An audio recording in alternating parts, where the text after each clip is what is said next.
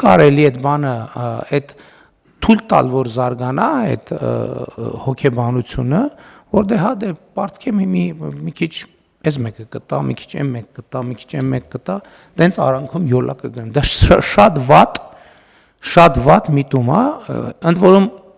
ուրիշի համար չի վատ, այդ մարդու համար է վատ, որովհետև ինքը նշանակում է այդ ցիկլից դուրս է գալու։ Ես չեմ ուզում թաքցնեմ, ասենք մարդիկ կան, որ օրինակ ինձ նամակ են գրում, ամեն օր նամակ են գրել, ասել են այսօր ես ինքնասպանություն եմ գործելու, եթե այսօր իմ վարկը չփակեք։ Եվ կամ մարդիկ, որ արդեն մի տարի այդ նամակը գրում են ամեն օր։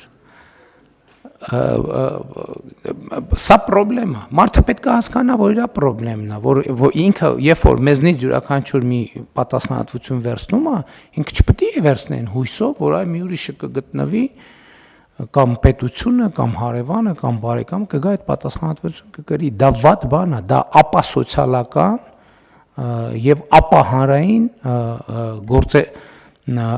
գործելակերպ է։ Այսինքն առանցքում պետք է լինի կրթությունը, մենք ամեն ինչ պետք է անենք